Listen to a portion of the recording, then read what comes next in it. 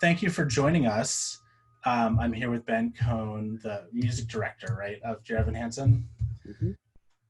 And we're gonna talk about some audition stuff. We've got some actors in the room, we've got some music directors in the room, so we're gonna kind of talk about a bunch of different things. But let's start off, Ben. Just give us your brief Ben Cohn origin story. Where did you come from? How did you get into music directing? Who are you? Introduce yourself. Sure. Okay. Well, okay. So the quick version. I grew up in New Jersey, in North Jersey, where I, did the things that a lot of us do: played piano, sang in choirs, and did shows. I ended up going to Ithaca College. I went to Ithaca College up in upstate New York my degree was it was a music education degree with a concentration in piano and voice. It was a combined degree that they put together for me. And then after Ithaca, I taught for a couple of years in New Jersey. I taught middle school music for a couple of years while I was working on my application for NYU for the musical theater writing composition program there.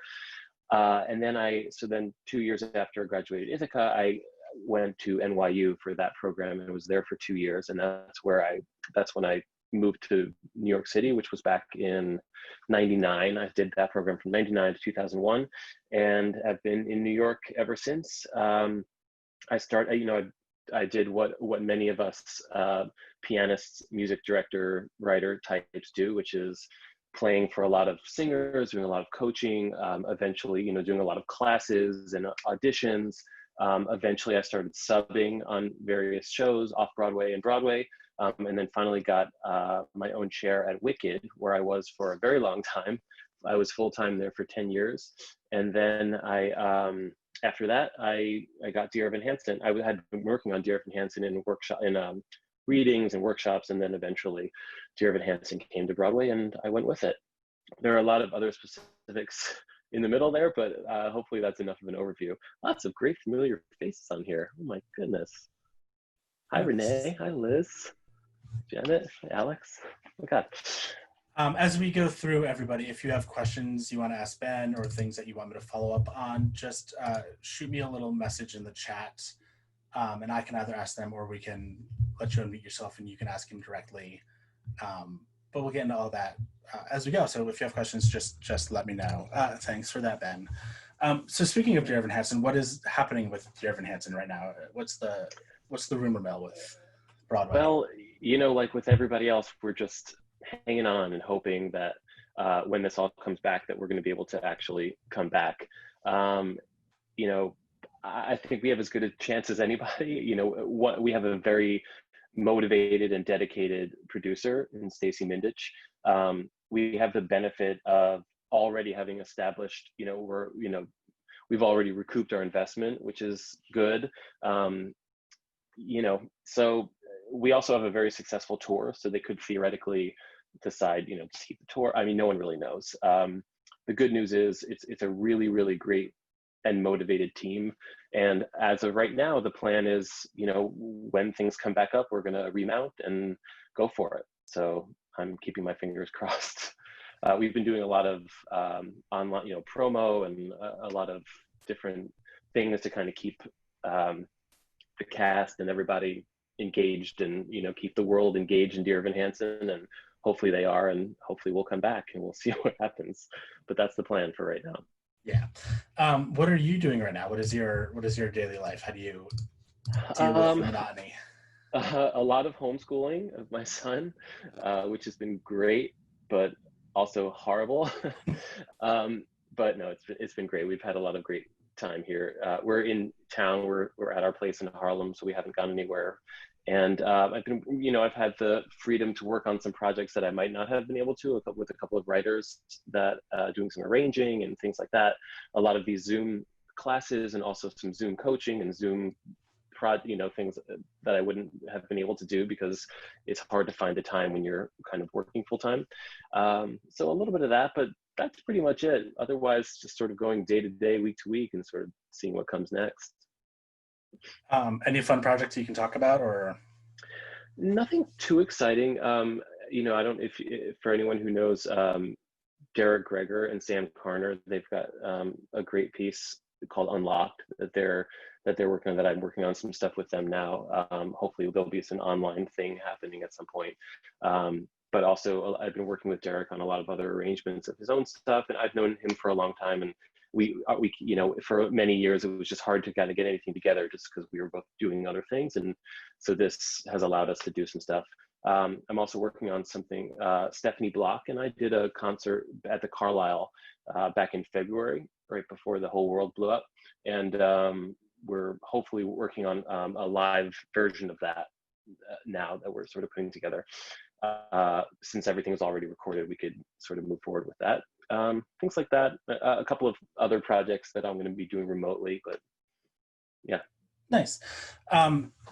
Dear Evan Hansen, before things shut down, what was the state of casting? Were you guys in the middle of casting replacements? Were you looking for people? Like, what happened?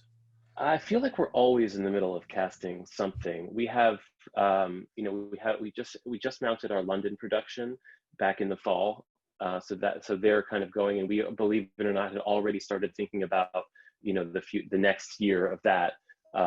And we have the tour, which is running, which we keep stealing people from the tour and moving people around, so we're always recasting people for the tour and then people for Broadway as they leave. We have lots of covers for all the, for those two productions and also for London.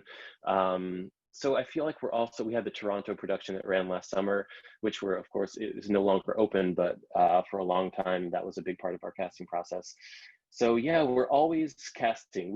I don't think we were specifically, we didn't have anything like pressing coming up. We had a lot of different casting projects that were about to start happening for the fall, but now of course contracts are going to be shifted and things like that. So we don't really know exactly, but I feel like we're always casting that show and always looking for people, especially because it's very specific, age. It's hard to find the younger people.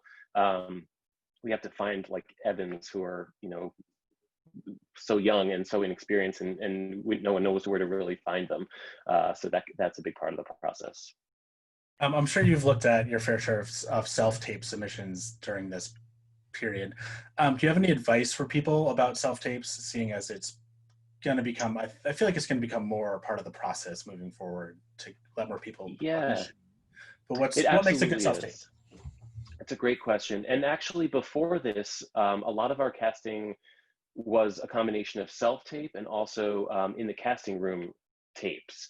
Since a lot of times we can't always be together as a team, we tape auditions and we accept self-tapes. And when we're finally casting with like our writers and with our creative team, a lot of time we're all just looking at tapes and then casting right from them. So it really has become such a major part of the process, of the audition process. You know, I don't have a lot of specific information other than try to get the best sound quality you can. I know that that's not always easy to do. It doesn't have to be crazy professional quality, but it should just be clear.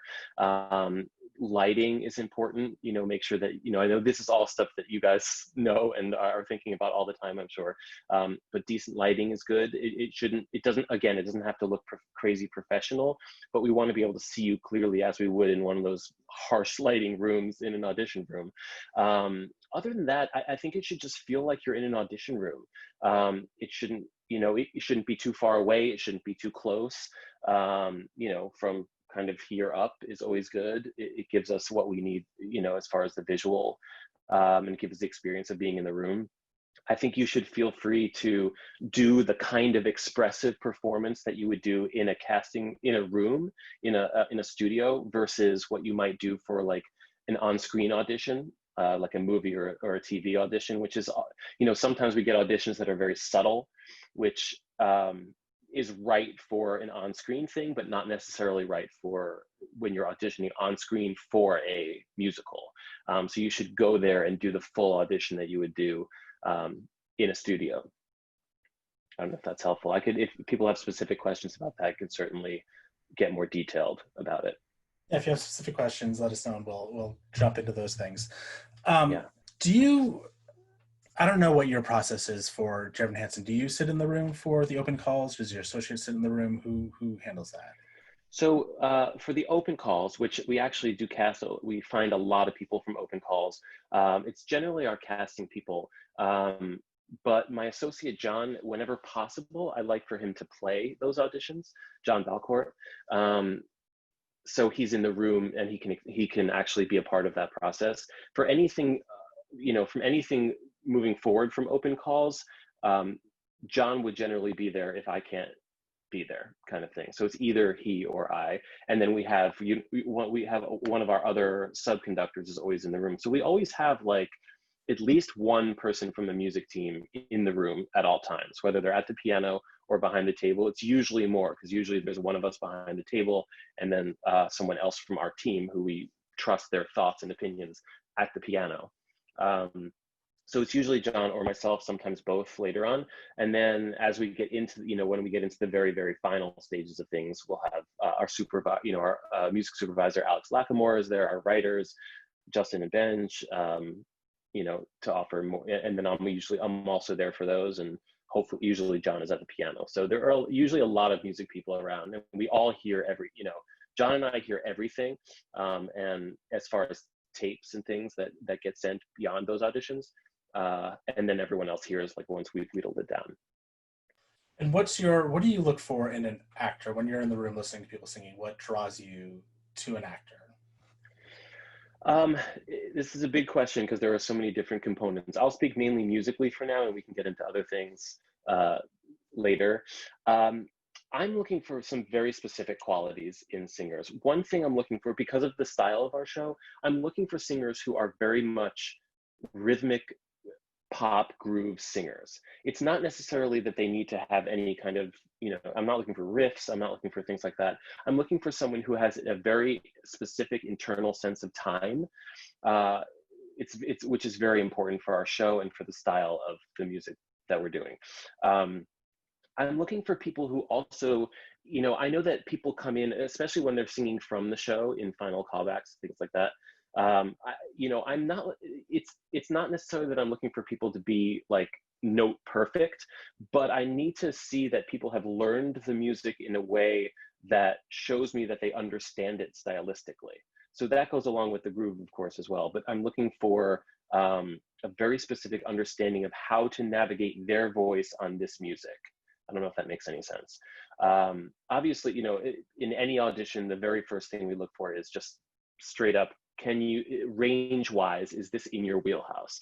Because there are a lot of people who bring very interesting things to the role and to it musically, but first of all, you have to be able to like get there range-wise and sing it in the part of your voice that we're looking for. Like if it's meant to be pop and it's a belt, I need to hear it in a pop belt.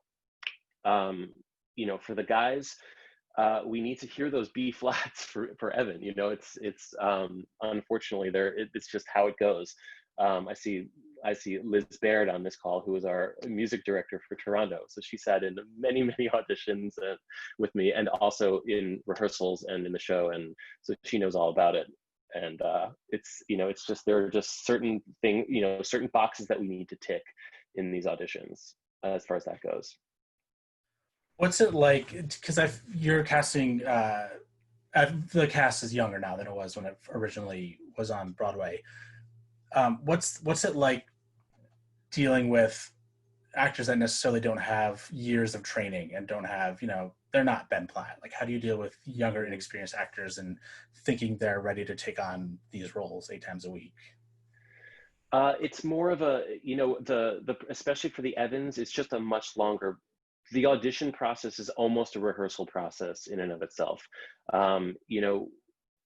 With the Evans, with a lot of these young Zoes, the Alanas, the Jareds, we just take a lot of time. And there are people who come in and say, they'll be like, yeah, I did like 12 auditions for Dear Evan Hansen. And it's not because we're indecisive. It may be partly because we're indecisive, but it's mostly because you know, in your first audition, if you're a 17-year-old, 18-year-old, or even 20 or 21-year-old, you're not necessarily ready to lead a Broadway show in the way that all these characters have. It's not just about Evan, it's about all the characters.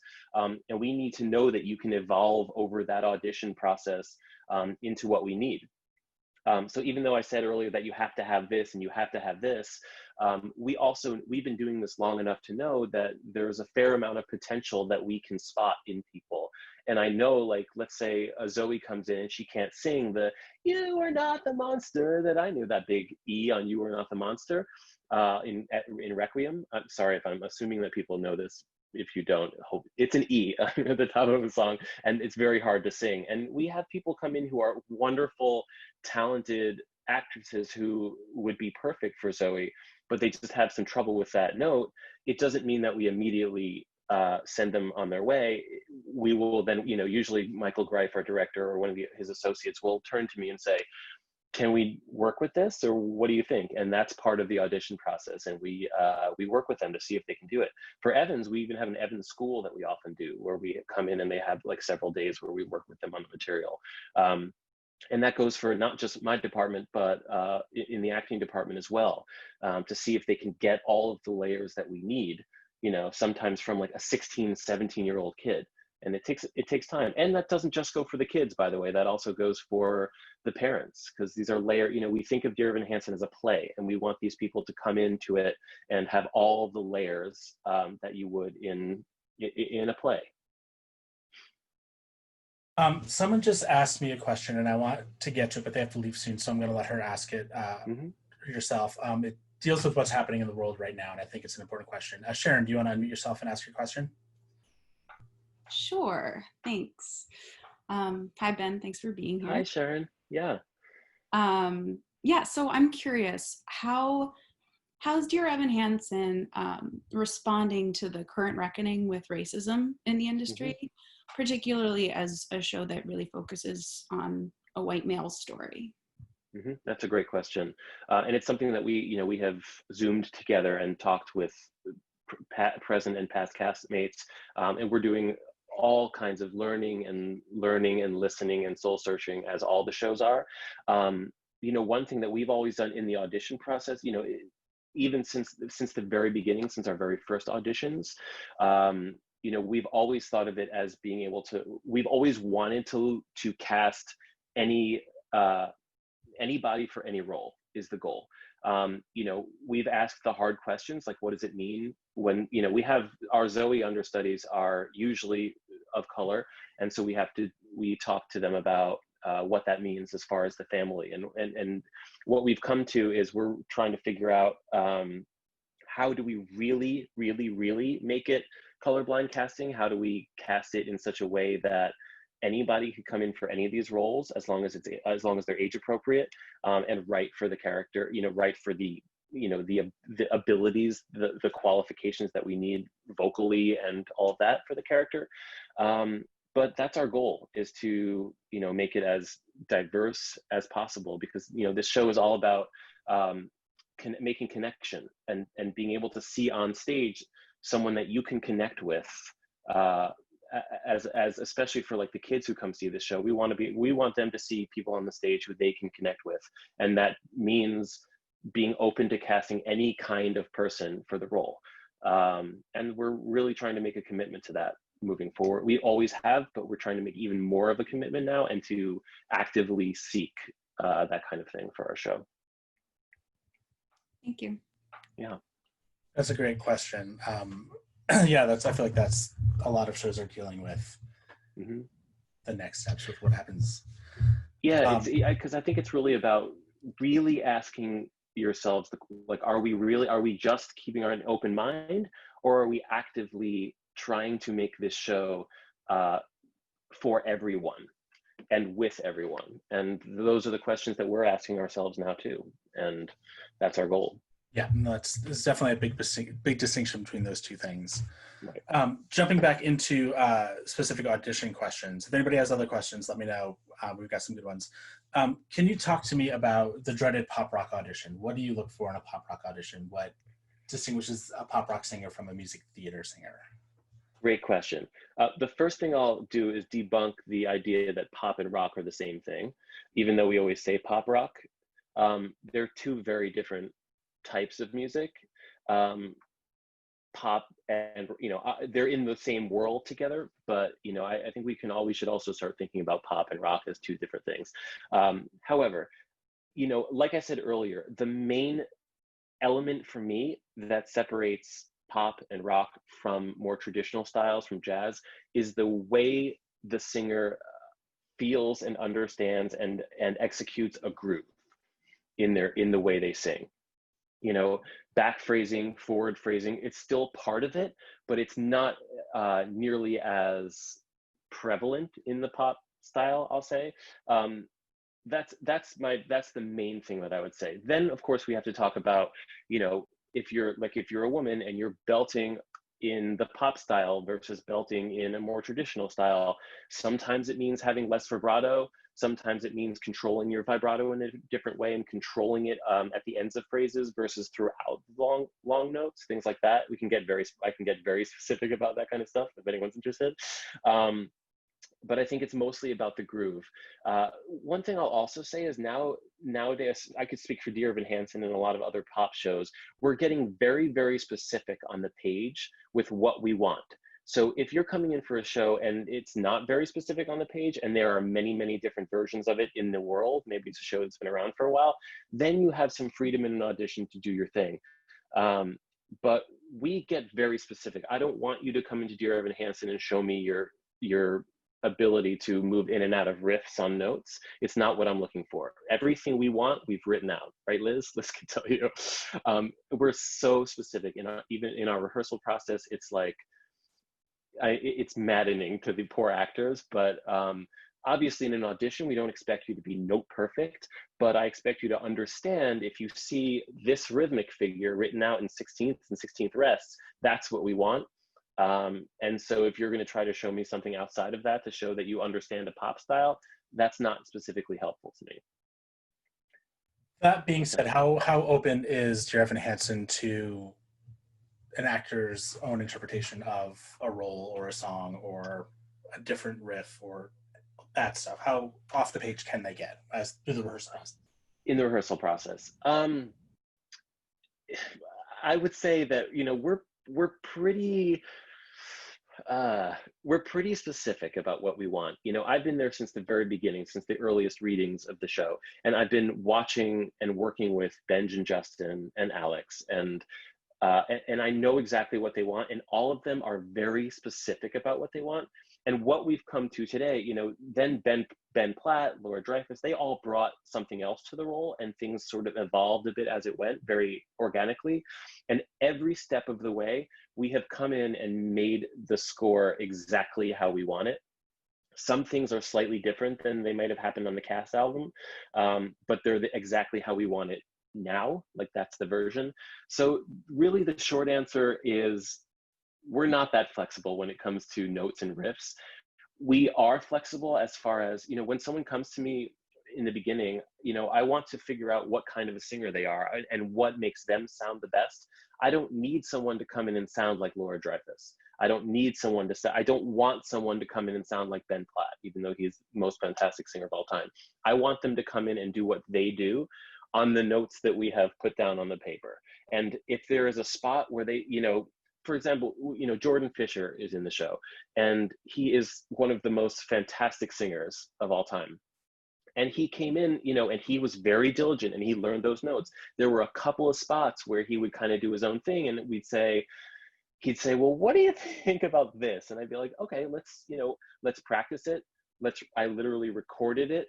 I sent it off to Benj and Justin and Alex and said, what do you guys think of this? And they came back and said, it sounds great, let's put it in the show. Or on one occasion, they're like, can we just go with the ink for a little while and then we'll see how that, and it's all very organic in that way. And it's, it shows the actors that we definitely want to do what comes naturally to them, but also that we have a specific way that we are hoping that it, will sound on their voice.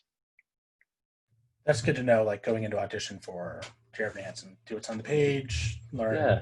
It's really, you guys are super specific about what you want. And Yeah, and we understand in an audition that you don't always have a lot of time with the sides, and that, you know, if you're not note perfect and you're a little about things, it doesn't rule you out by any stretch. We understand that it's, you know, that it's a process. It takes our actors, even once they're in the show, quite a long time to get it exactly how we want it. By far the biggest question, and I'm sure you've been asked this 1,000 times when talking about Dear Evan Hansen, what makes a good audition song for Dear Evan Hansen? Excellent question. You know, a lot people have a lot of different opinions about it. If it's in the pop world, if it's in the contemporary musical theater world, it's a good audition song for Dear Evan Hansen. The main criteria is that it's a good song on you. I can't say that. I know it sounds so trite and so obvious, but people try to find songs that they think like, oh, this is a song about a girl singing about a dead, you know, and you're like, that's not super helpful. I mean, it is helpful. It kind of gets us in the mode, but if it's not a song that you sing really, really well, or like, oh, it's a song about, you know, it's Michael in the bathroom, he's so anxious. It doesn't necessarily mean it's a great audition song. It just means it reminds us of the show. That's great, except if it's not something you do really, really well, it's not a good audition song. I know that I don't mean for that to be a cop-out answer. I really do honestly mean, you know, if you have Meadowlark in your book and you want to come sing that for us and it's great and you sound awesome, then do it. And that's totally fine. Do you know what I mean? No, that's a great answer. That's, yeah. This question is a little more for the music directors watching, but can you talk a little bit about the negotiation, the diplomacy that happens when casting a role for Dear Evan Hansen between, you know, dance and music and directing, and who wins, who doesn't win, what are the criteria?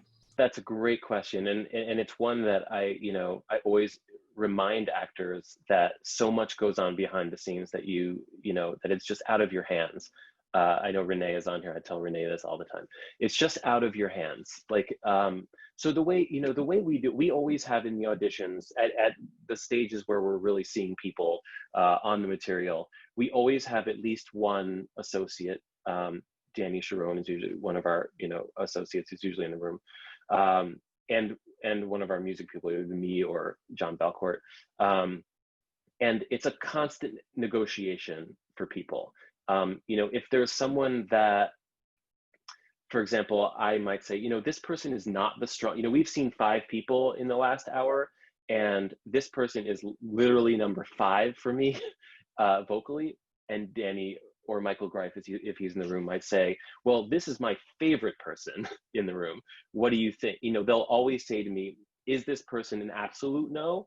Or is this person someone that we could work with? And then I'll, you know, it's a lot of pressure, because if you pass someone through, it's like you're saying, I approve them to be in Dear Evan Hansen.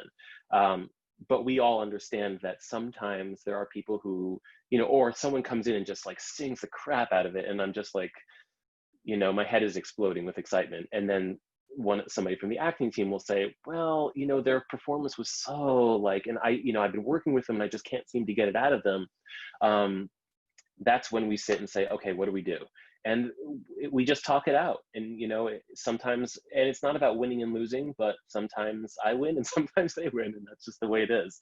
But we fully understand, you know, having someone who sounds amazing in the show is not helpful if they just can't get there emotionally, or if they're just not right. We do have, you know, there's not a lot of dancing in the show, but we have some amazing choreographers. You know, we have just an amazing team of movement choreographers in the show, and they also have a say, and they also have a lot of, you know, they're so good, they have a lot of opinions about what they bring to the show physically and how they move, which is also a big part of it. So it's a constant conversation. And then of course, when we get down to the stage where we're really looking at people, and the final like couple people for the role, it's a much more general conversation, because those people are capable vocally, they're capable of doing the acting. And, you know, then it's just a conversation of like, who do we think fits better in this specific cast? You know, there's a Zoe who is like this, and she's maybe a little more sullen. So we need the Evan who has a little more life, you know, so there's a lot of that. How do you maintain a long-running show? How do you keep your focus when doing the same show 8 times a week for years? So how long did you do Wicked? I was on Wicked full time for 10 years, Yep, and that's I a was there long as a time. sub for a few years before that. So maybe I'm not the right person to ask that question. This is probably the number one question I get, and I still don't have a great answer. I just, there. I'll start out by saying this: there are some people who can do long running shows, and there are some people who can't. And that's just a personality thing. There are some people you can just feel it after even just a few months of doing a show. Some people, both musicians and actors alike, some people are just ready to go.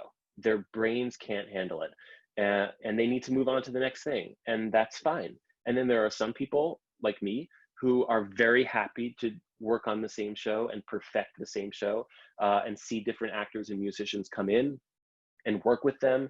And I'm excited to every time we have someone new play the role, whether it's an understudy or a new cast member. It's exciting to me. Every time someone goes on, we have a sub in the orchestra and the band. That's exciting to me. And sometimes it's just the regular cast and the regular band, and this cast has been doing it for a year. It's still great because I get to play the show, and I think about the good thing about my show is I get to look down on the audience because we're kind of on the stage. So I get to watch the audience really having the experience. And, some days it's harder than others, depending on what else is going on in my life. But if you always, just like actors who have to, I remember at Wicked talking to the Alphabas, like to do Alphaba 8 times. I mean, that was an 8 performance a week role.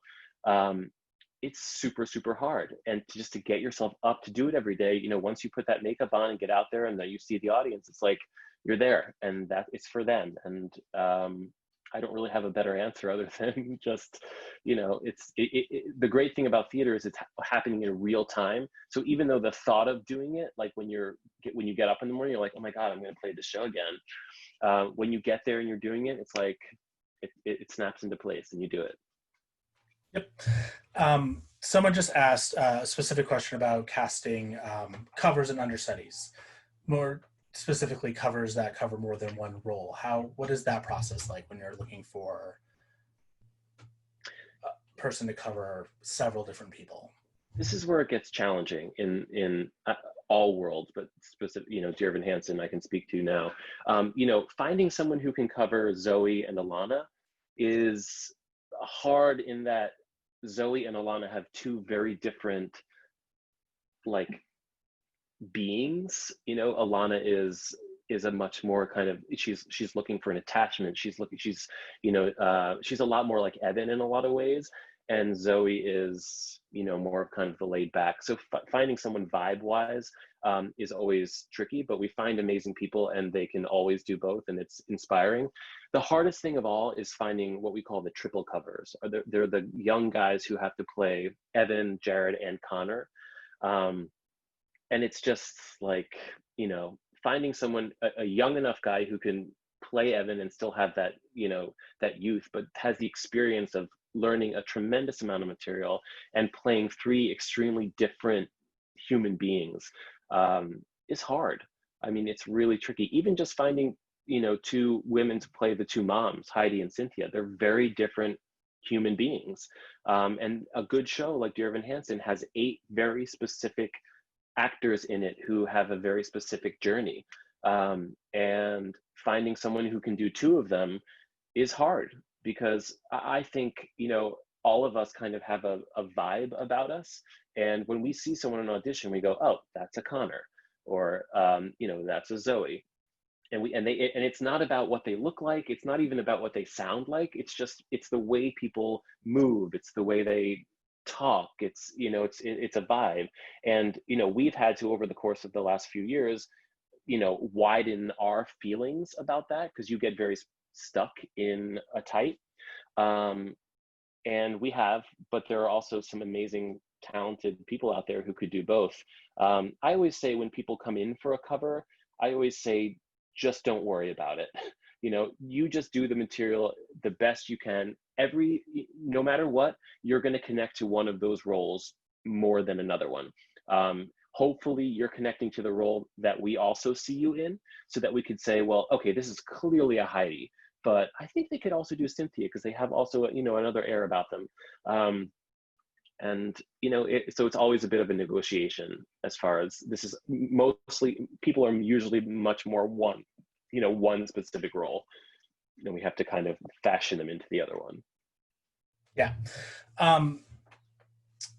Music director type question. What is your process? What is the music director's process of putting a new person in a show? What are your responsibilities? What do you expect from an actor when they walk in for their first day of rehearsal? Mm-hmm. What's that process? Great question. So, you know, we have our initial music, you know, a lot of times, depending on our schedule, a lot of times John Balcourt, my associate, will do the initial music rehearsal with someone if it's just like, and we get very, whoever is doing it, we start from square one. We are plunking notes and rhythms on the piano, whether they come in knowing it or not.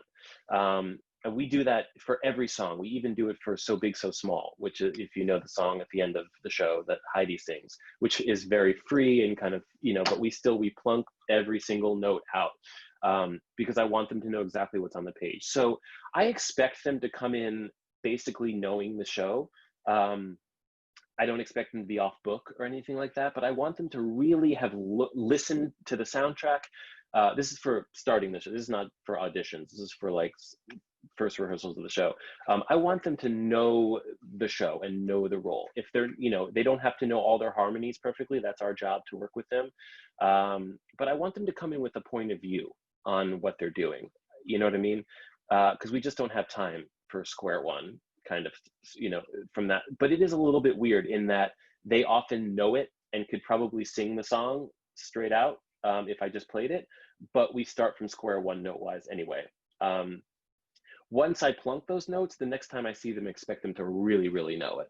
And then we just get extremely specific on all the notes, on, you know, how, you know, then that's when we can start to discuss like how you're approaching certain notes and, you know, what part of your voice and how much vibrato you're using here and how open your vowel is here. And we just get very specific. And it's the same for the, you know, the other departments. They'll have rehearsals with our, you know, someone from our acting department, several rehearsals. They'll have rehearsals with our stage manager to talk about all the blocking and moment to moment. Then we'll put it all together. They have understudy rehearsals. We have put in rehearsals. For everybody in the cast, you get something more than just a piano in your final put in rehearsal. You'll often get either a half band or a full band, depending on which role. Nice. Renee has a question for you, but she's in her PJs and not video ready, so she wanted me to ask you. Or she is. How do you maintain the show? How often do you sit in the house and take notes? How often do you do brush up rehearsals or just little vocal tweak rehearsals? Yeah, so I sit in the house once a week. I watch one show and conduct 7. John, my associate, conducts that show that I don't play. I'm also always taking notes. I mean, whenever anyone sits up with me, they're always laughing about my little iPhone. I have an iPhone holder right under my keyboard, and my iPhone just sits right there, and I'm just taking notes a lot. Not always just taking notes, but I use it for taking notes. And, you know, just we're constantly noting the actors and keeping things and keeping them up to date. And, you know, not, you know, every department has their own way of doing it. I try not to overwhelm them, but I do check in a lot with the actors, especially the Evans, about certain things. And oftentimes I'll keep like a list of notes that I will slowly go through for them instead of bombarding them with all the notes at once. I'll always sit in on put in rehearsals, which is, you know, their final rehearsals before they go on. I'll often try to sit in on understudy rehearsals, but either me or John will always be there. There's always someone from our department at the understudy rehearsals giving notes and working with our understudies. I have up in my office, I have keyboard and, you know, everything, and we do a lot of rehearsals up there. You know, I'll often pull people in to do official rehearsals before they started. Even while the show is running, I'll say like, hey, can I just have the 2 of you before a show, and we'll run stuff. So it's kind of a constant process. I feel like Dear Evan Hansen has a bit of a reputation of a lot of noting, a lot of rehearsal, a lot of, just staying with the actors and guiding them through the process, through their whole contract. Stepping away from Dear Evan Hansen for a second, let's talk about doing readings, like a 20-hour reading. What types of actors are you looking for? What's a good skill set to have to do a 20-hour reading where there isn't a lot of time to learn and change and you're expected to do things quickly? What are you looking for in an actor? Yeah, that's a really good question. It's a very specific kind of actor who is successful in a reading, and I find they're not always mutually exclusive. There's a lot of times people who, you work with. I've had people who I've worked with in readings, so I'm like, wow, this person is just fantastic. They're so good and quick, and they can come up with a lot of different ways of doing things on the fly. But then you do a show with them, and it's like they're just not as strong, and vice versa, which is really weird. I think it's a whole different skill set, being able to sit there with your book and make something out of what I think it's a skill that you can practice. I think it also is the same skill as doing an audition using audition sides, like being able to look at music or a script and being able to actually perform a role and sing well and come up with ideas and choices, act like you're talking to someone, all those kinds of things while having a page in front of you is a very specific skill that I think I encourage all actors to practice. Some of it has to do with just some people are just better readers than others, like actually reading off a page, which, I think goes back to some people being more visual learners than auditory learners. And if you're one of those people who doesn't read off a page well, I know we're talking very literally about a reading, but if you're someone who really has to like read and can't kind of look up, or you look up a lot when you read, then you just need to get memorizing quickly on a reading, which is hard because a lot of times things are changing quickly. I think a big part of, one other thing I'll say about readings, it's a lot of it is about your mindset coming in. You have to remember that when you're doing a reading, it is 100% not about you. And everyone comes in 100% thinking it's about them, not thinking it's about them, but it is about you. I mean, you're the product, of your own business. So you're coming in and you're like, I hope that the director likes me because I want to work with them on this other project they're doing. I hope the producer likes me. I hope that the music director doesn't think I'm horrible. It's like, I hope the other actors don't think I'm a hack. There are so many things on your mind, and it's the exact same thing in an audition. It's not about you at all. It's just, you just have to be open and come in and do your thing. And the key to being successful in a reading is coming in as an open book. Even if in your head, you're just like, please don't throw any changes at me. Please don't put me in any situation where I sound or look horrible. You have to be completely open, because I guarantee you, no matter how self-conscious you are, the writers are freaking out 1,000 times more. And everyone else is, the director, everyone is on the chopping block all the time. And Michael Greif and I used to have conversations, and he would say, oh God, this young creative team, of age. I'm like, you're Michael Greif, for crying out loud. He's like, yeah, but am I relevant anymore? So everyone feels that way. Everyone thinks that way. You have to be as open as you can and just kind of do your thing. That felt general, but hopefully that's a good answer. A couple of people asked, and you kind of mentioned this at the beginning of this. Do you do private coachings and stuff? Yeah, I haven't done as much in many years, just because I've just been busy, especially since my son's been born, and there's just physically isn't time for it. I will absolutely coach now, on Zoom if anyone's interested, just because I have the time, and I actually really enjoy it. I enjoy working with actors and on new material, and either new material or material from Dear Evan Hansen or from anything. So yeah, I more now, certainly, since all this has begun. Before, it was just a matter of kind of finding the time. I don't do it as like I don't have like the Ben Cohn coaching service or anything, but I am very happy to do it. How can people get in touch with you if they want to do coachings? Do you have a contact address you want to share? Yeah, I mean, you can have my email. I don't know if is email a good way, or like through Messenger. Yeah, my email is just BACKEYS@mac.com. I could put it on this thing. Let's see if I can figure out how to use the chat. Just type. To everyone. There you Hello, go. Skype. Here it comes. I mean, my son can get on Skype and on Zoom and change his background and write emojis, and he's 7, so I figure I can figure it out. There we go. It's incredible how quickly kids learn technology. Oh my God, it's shocking. They all get on, the big thing in his class is they all get on and change their name. Red Ninja, yeah, little tangent, little side road. Some of my wife's students, she's a teacher as well. They've been changing their name to the connecting with the 3 periods at the end of it. So it looks like they're not really there, but they're like trying to connect. So don't really have to pay attention. Oh my God. I love Don't it. do that. That is amazing. Hannah, do you want to unmute yourself and ask your question? Yes. Hi. Thank you, Ben, for being here. Yeah, happy to do it. So as we all know, there's not a lot of opportunity right now for auditions or for like connecting in real life, like networking.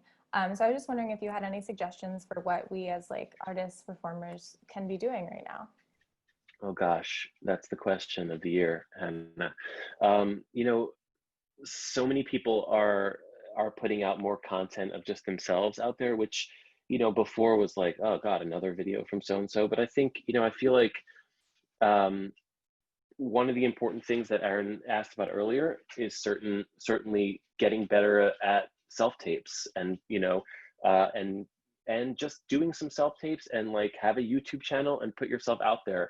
You know, we very often, if someone comes in for an audition, a lot of times I just Google them and look for video, you know, YouTube videos of them. And the good and bad, the bad thing about that is, of course, sometimes, you know, especially for some of these young actors, it's like their high school production of Oklahoma comes up, and I'm like, you know. But the good thing about that is if you could put out just a bunch of videos of you just standing in your apartment singing songs that you're great at, then those will come up and it'll be like, oh wow, look at that. You know, I've only heard Hannah ever sing Requiem from Dear Evan Hansen, but now I'm watching her sing, you know, 12 different songs. And I can't tell you how valuable that is, surprisingly. It doesn't mean that you have to be like a social, you know, one of those people on social media who's constantly like, I just felt good today, I wanted to sing you this song. Like, you don't have to, you can be, if that's you, that's great.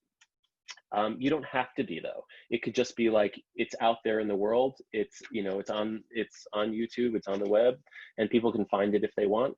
And maybe if, you know, you send a quick message on Instagram, you know, I made a couple of videos if anyone wants to check them out.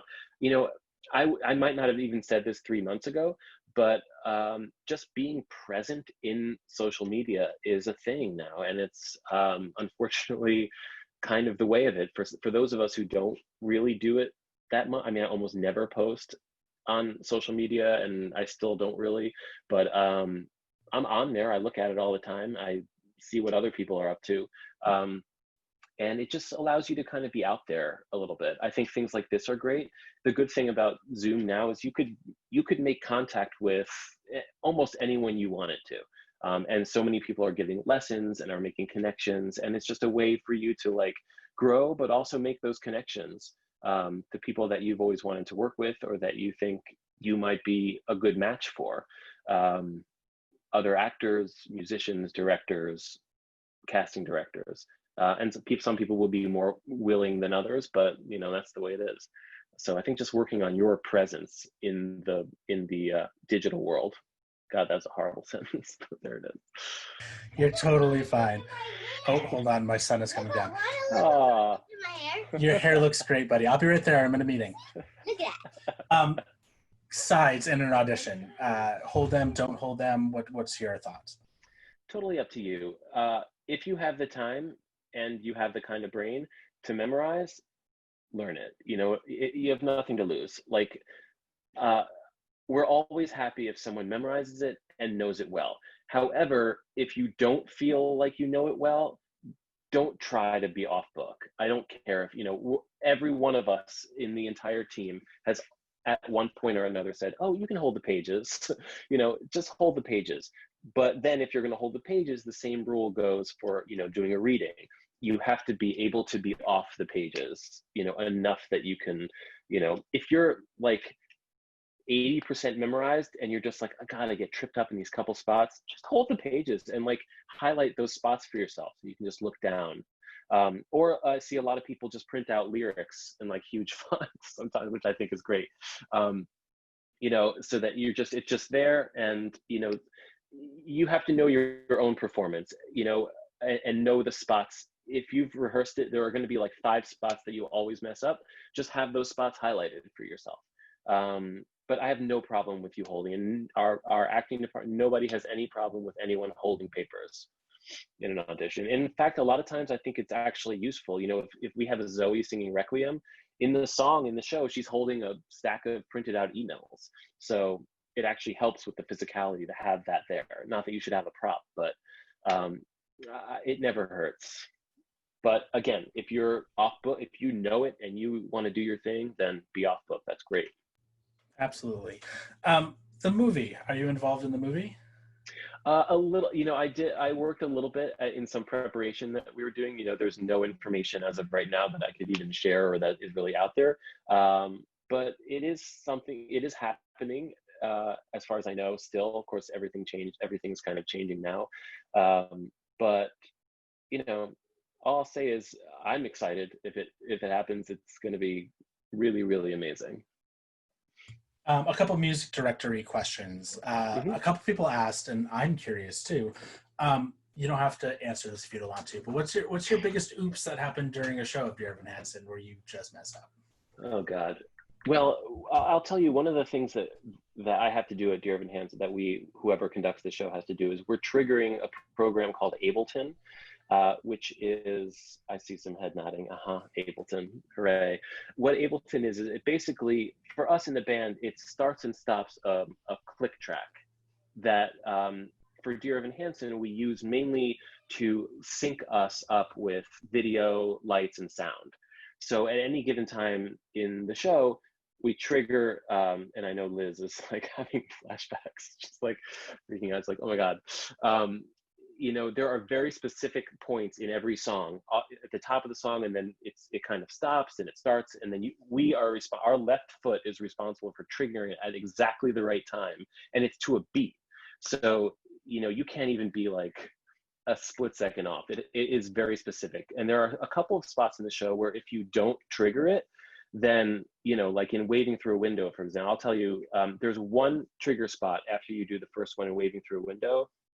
And it happens, for those of you who know the song and the show, in Waving, he sings a verse and a chorus, and then Zoe comes on, and he goes, "Everyone waving back at me," and then she comes in, it's like, "I'm sorry about my brother," and they have a whole scene, and we're vamping, the band is vamping, and then Zoe says, goodbye, whatever, you know, and he says this stupid, "No way, Jose," and she says, "Okay, Jose," and as a conductor, it's, you know, you conduct out of a vamp, which we've been doing since the dawn of time.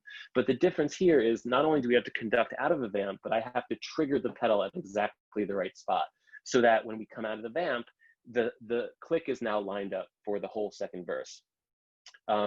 It's just a click for a while, but then on the key change, when he goes, "Did I even make a sound? Did I ever make a sound? Did I ever make a sound?" And then there's that silence. And then it goes whoosh, and then everything, the lights and everything in the video, everything changes.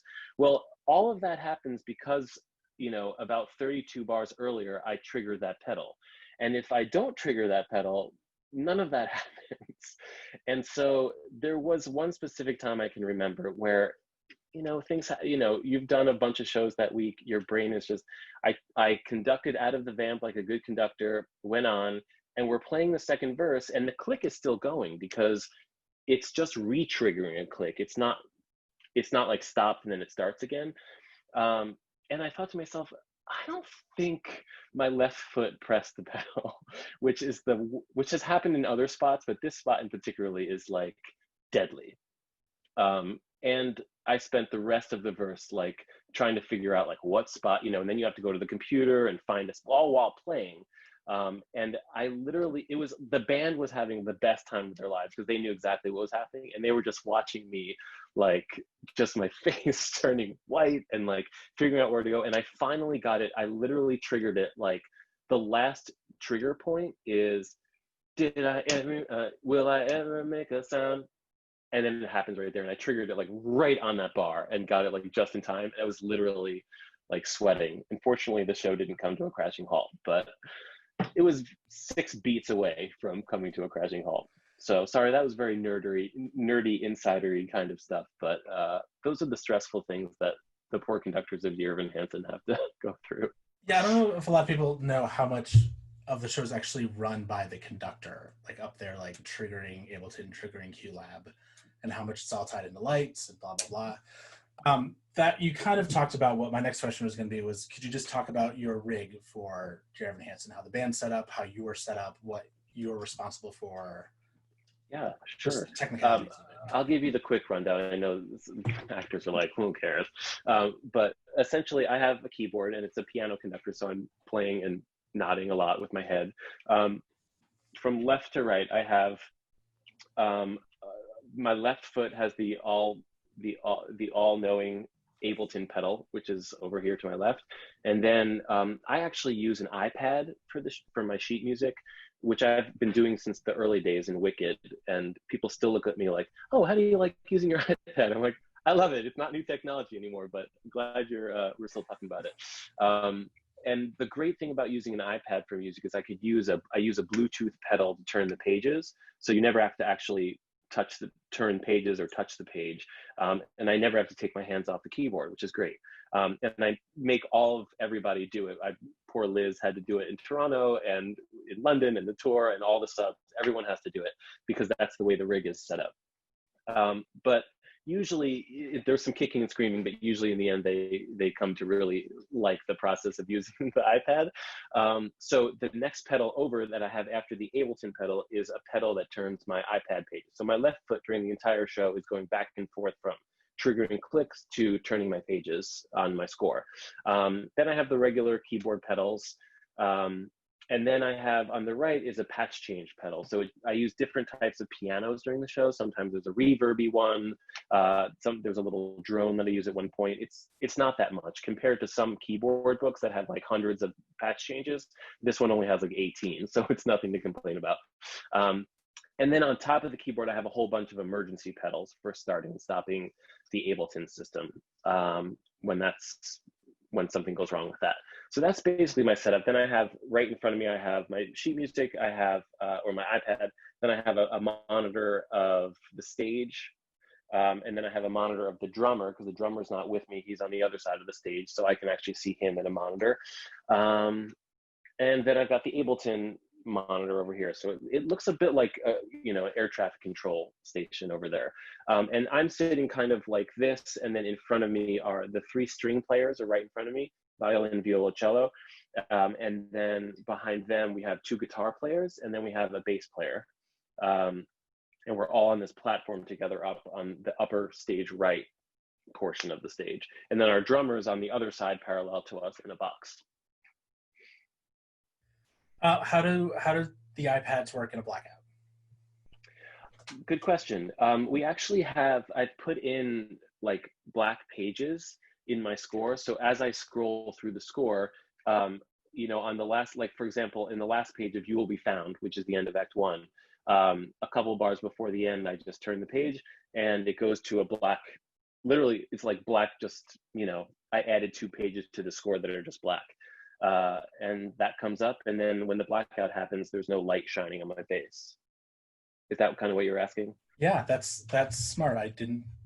That's the easy answer, isn't it? Yeah, it works great, and we have it in several spots in the show where we don't want light on our face, because it's so funny because in rehearsal it inevitably happens every single time we set up a new production or I have an understudy or whatever. We'll get to one of the scenes that are like there's a blackout, and I'm sitting in the audience with Michael Greif, and he's always like, Ben, what's the deal with the light on? I'm like, okay, they didn't add the black pages yet to their score or whatever. Like, of all the stuff that's going on in the entire stage right now, at the end of like You Will Be Found or another big scene, all he cares about is the fact that all you see is the conductor's face. So we've solved that by adding those black pages in there. That's fantastic. Someone asked a question about full score or piano conductor. I'm assuming you use a piano conductor score. I do use the piano conductor, yeah. Does a full score exist for the show? Yeah, we have a full score. Yeah, it's just too many page turns, and I use it in whenever we have band rehearsals initially, and for all the new productions, and I always have my full score out. But to perform the show, it would just be like ridiculous. Yeah, it would be way too many page turns. Zakia had a question. Would you like to unmute yourself and ask your question? Hi, Ben. Thanks for doing this. Hi. So specifically in this time and everything, what would you recommend for an actor who wants to be seen for the show? Because I know that, like you said, contracts will be different since we're opening back up when people may or may not have been leaving. So what would you recommend for those who have either been called in or want to be called in or just want to get on the radar of casting agents and the people in the room? That's a great question. And like I said, we're always looking, and we don't know, when we start out, we don't know how the contracts are going to play out. We don't know who's going to stick around. I'm assuming everyone's going to want to stay and stay for, as long as they can, but that's an assumption, and that doesn't mean anything. I don't want to step on any toes over at our casting, over at Tara Rubin's office, but, they are looking at videos all the time. I don't see any problem with a video submission and being like, hey, you saw me, I just wanted to remind, I think that's totally fine to do. And we're constantly going back to them and saying, hey, what about that? Remember so-and-so, do you still have her tapes? We see a lot of people. So I think a gentle reminder saying like, hey, I just wanted to remind you, I came in for the show and I had a great experience, and, I'm happy to send a tape along, or just say like, and here's a little clip of me singing whatever, either from the show or not. Or if you haven't been singing for the show, then, just say, I really connect to this show. I don't know what's going to be happening, but I know that you guys are always looking for different covers and principals at all times for the tour and for Broadway. And so here's my thing. I think it's totally fine. 10 years ago it was a little bit different, but now because, so much stuff is done through video and through submission and through, online stuff, that I think is totally fine. And our casting directors, they're overworked, like they are constantly working, but at the same time, we're a pretty demanding team. And so the more people they have to show, the better. And I think they would be very happy to meet somebody new. Perfect. Thank you.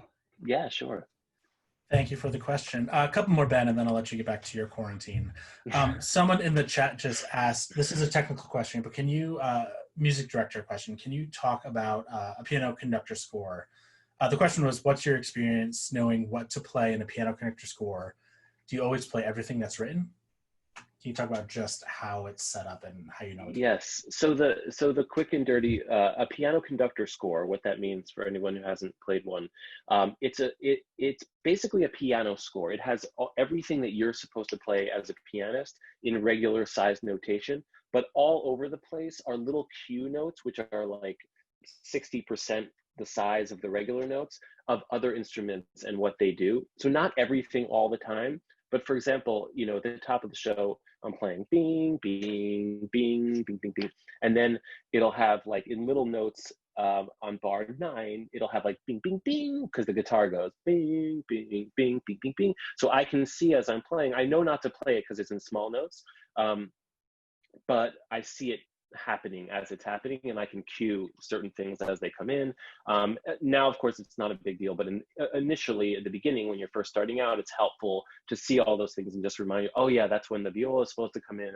And so it's a more dense version of just a regular piano score. In Dear Evan Hansen, we play pretty much off the page. On the page, I should say. Right, Liz? Like it's like, you're playing what's there. If you play note for note the piano score, you'll be fine. There are a lot of sections that it's a more compy kind of section, which means we have stuff written out, but if you want to be a little off the page, or a lot of times left hand stuff, like you should play what's comfortable for you and creating a groove with your left hand, which we often do. Alex Lackamore, our amazing supervisor and orchestrator, is very, very, very meticulous and has written out exactly what he wants.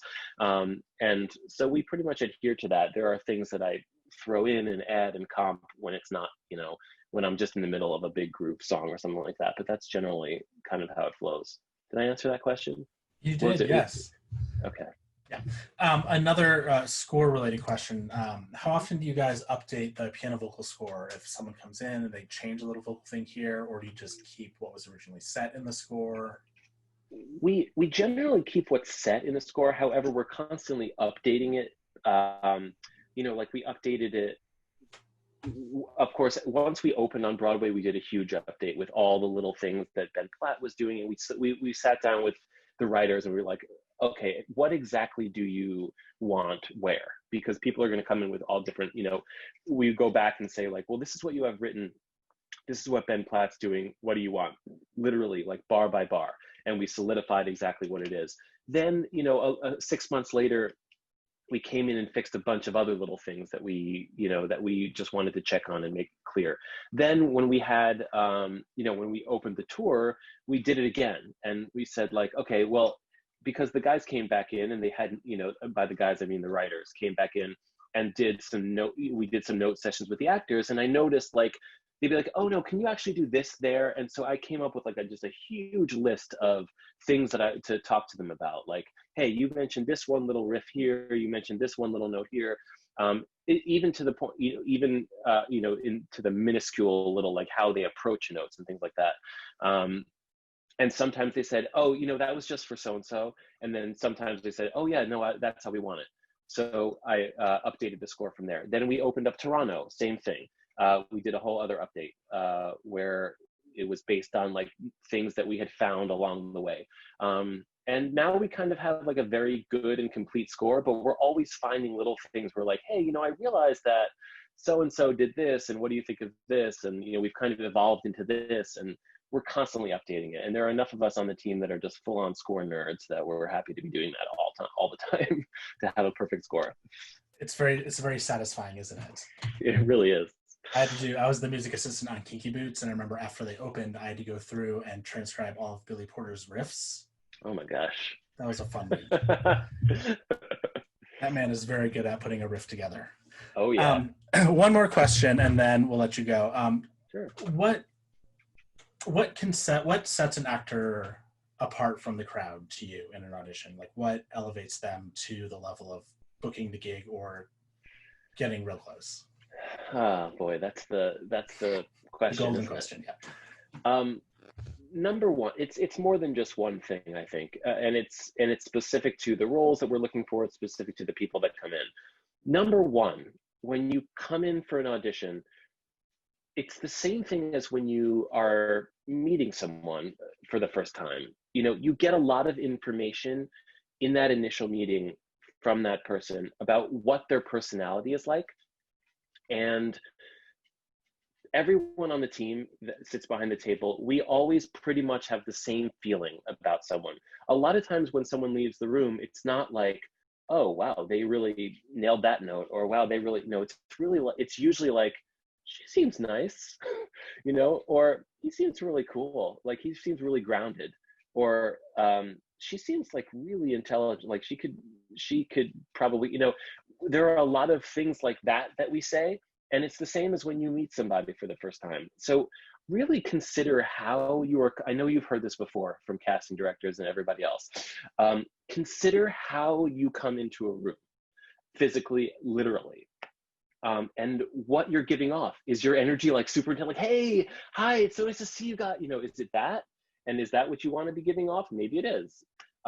Is it too laid back? Like, do you come in and you're like, hi, and because you're like, God, I hope that I don't want to say anything wrong. There are so many, but it's really, everyone just wants you to come in and be like kind of someone that they would get along with. That's step one. Then it's just like I said about doing a reading, we want people who are open books. We want people who will go with us and collaborate with us. It's not a test. It's not, it's not the X factor. We're looking for people who are going to be collaborators with us for the next year of the show. And that person has to be easy to work with. They have to be an open book. They have to have, just be willing to explore with us. And it's so much just about, I know this seems very general as I'm saying it, but it's really, really way more important than you might think. the actual material that you're performing is important, but it's not as important as someone who is just open. This is not an American Idol audition where you can just come in, sing for 10 seconds, and then you're done and we never see you again. It's often much more of a process.